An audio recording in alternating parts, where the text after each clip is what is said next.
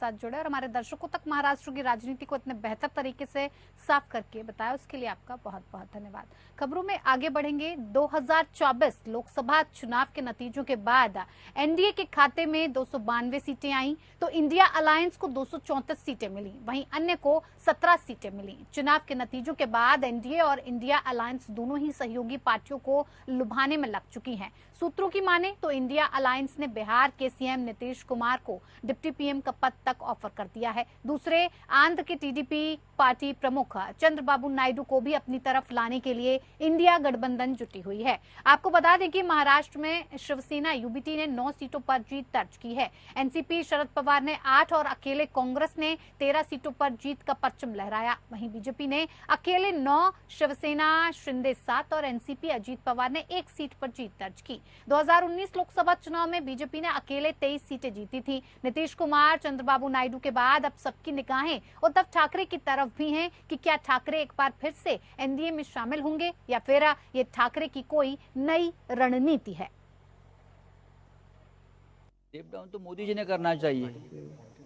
मोदी जी के लीडरशिप में चुनाव लड़ा है, तो मोदी जी को कोई बहुमत नहीं मिला है बीजेपी का। जरूर महाराष्ट्र ने देवेंद्र फडणवीस को हराया है। महाराष्ट्र की बीजेपी की कमान देवेंद्र फडणवीस के हाथ पर थी, कंधे पर थी। जिस प्रकार की गंदी राजनीति के खलनायक देवेंद्र फडणवीस थे महाराष्ट्र में, उसका पराभव जनता ने किया है। बीजेपी 23 सीट थी, 9 पर आई, उसके जिम्मेदार देवेंद्र फडणवीस है। पार्टी तोड़ो, miss use of power, miss use of agency, राजकीय विरोधियों को जेल में डालो, हाँ, उनके ऊपर गलत तरीके से इल्ज़ाम लगाओ, ये सब ये हमारी महाराष्ट्र की परंपरा नहीं थी राजनीति की। ये देवेंद्र फडणवीस ने शुरू किया है, तो रोने दो उनको। और ऐसे नाटक राजनीति में बहुत चलते हैं। चलिए एक और बड़ी खबर की तरफ रुख करते हैं। लखनऊ से बड़ी खबर आपको बता दें, सीएम योगी ने अधिकारियों के साथ की बैठक। सीएम योगी के साथ 1.5 घंटे चली अधिकारियों की ये बैठक में अफसरों को सीएम योगी से डांट भी पड़ चुकी है। अधिकारियों को सीएम की 2 टूक, आमजन के कार्यों में अनदेखी कतई बर्दाश्त नहीं की जाएगी।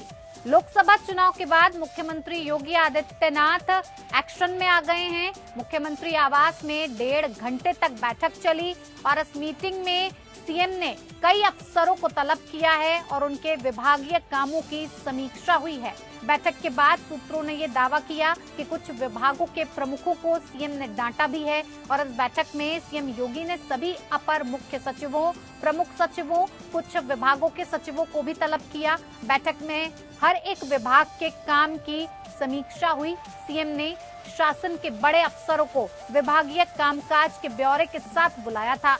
यूपी में चुनावी भ्रमण के दौरान मुख्यमंत्री योगी आदित्यनाथ को जनता से मिले डायरेक्ट फीडबैक के बाद आज सीएम ने अफसरों की नकेल कसी है और इसके अलावा सीएम ने निर्देश दिया कि जिन भी विभागों में रिक्तियां हैं और नियुक्तियों की जानी है, वहां से तत्काल अध्याचन चयन आयोगों को भेजा जाए। नियुक्ति प्रक्रिया में सरलता के लिए ई अध्याचन की व्यवस्था लागू की गई है, उसका उपयोग करें। नियुक्ति के लिए अध्याचन भेजने से पूर्व नियमावली का सूक्ष्मता से परीक्षण कर लिया जाए। चयन आयोगों से संपर्क बनाएं, त्रुटिपूर्ण अध्याचन न भेजें, चयन प्रक्रिया की समय सीमा तय करें।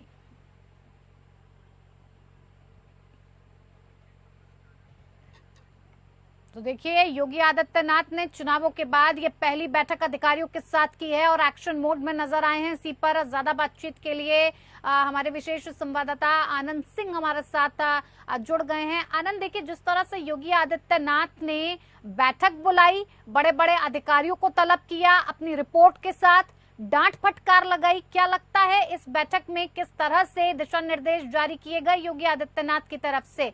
और योगी आदित्यनाथ इतने भड़के हुए किस बात पर नजर आ रहे थे कि इतनी डांट फटकार करनी पड़ी?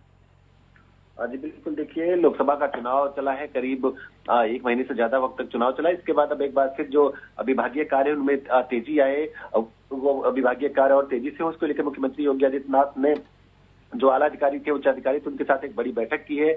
और इस बैठक में जो दो चार चीजें, जो महत्वपूर्ण चीजें निकल कर आई हैं, उसमें एक तो ये है कि जो मुख्यमंत्री ने जो वरिष्ठ अधिकारी थे उनके साथ विभागवार जो परियोजनाएं चल रही हैं, जो आने वाली है, उनकी प्रगति की क्या प्रगति है उनमें, उसकी बैठक उन्होंने की, उसके बारे में उन्होंने जानकारी हासिल की है। और एक जो महत्वपूर्ण मुद्दा रहा है कि जो खाली पड़े पद हैं उत्तर प्रदेश में सरकारी, उनकी नियुक्ति की प्रक्रिया को तेज करने को मुख्यमंत्री योगी आदित्यनाथ ने कहा है। और ये कहा है कि जो संबंधित विभाग है, जो इसकी परीक्षा कराते हैं, जो आयोग है, उनको ये जो नियुक्तियां उसकी कराने के लिए कार्रवाई तेज की जाए। इसका उन्होंने एक तरह से आज की बैठक में सीधे तौर पर ये निर्देशित किया है। साथ ही साथ जो आपने देखा होगा कि बिजली अब काफी कट रही है, गर्मी बहुत ज्यादा पड़ रही है, लेकिन बिजली भी बहुत कट रही है। और यही कारण है कि मुख्यमंत्री योगी आदित्यनाथ ने इस बैठक में ये भी दिशा निर्देश दिए हैं कि चाहे गांव हो चाहे शहर हो, बिजली अगर तभी काटी जाए जब बहुत जरूरी है, जब कुछ तकनीकी दिक्कत है, उसके बाद ही काटी जाए, अन्यथा बिजली न काटा जाए। किसानों को लेकर मुख्यमंत्री योगी आदित्यनाथ ने तमाम दिशा निर्देश दिए हैं, जिसमें सबसे महत्वपूर्ण यह है कि जो गन्ना पेराई का नया सत्र है, जो नया सत्र शुरू होगा, मुख्यमंत्री ने साफ तौर पर कहा है कि वो सत्र शुरू होने से पहले जो पिछले सत्र का सारा बकाया है वो पूरा हो जाना चाहिए, ताकि जो रिकॉर्ड है वो बरकरार रहे। तो ये तमाम चीजें थी जिसको लेकर मुख्यमंत्री योगी आदित्यनाथ ने बैठकें की हैं। गर्मी को देखते हुए जो एक नया शैक्षणिक कैलेंडर है, उसको लेकर भी मुख्यमंत्री ने निर्देशित किया है कि किस तरह से ये कोशिश की जाए कि बच्चों का जो मौसम होता है गर्मी का, उसमें बच्चों को कोई दिक्कत ना है। शैक्षणिक कैलेंडर में इसका ध्यान रखा जाए और 10 मई के बाद परीक्षाएं न कराई जाए, इसको लेकर भी मुख्यमंत्री योगी आदित्यनाथ ने इस बैठक में कहा है। तमाम तरह की चीजें हैं।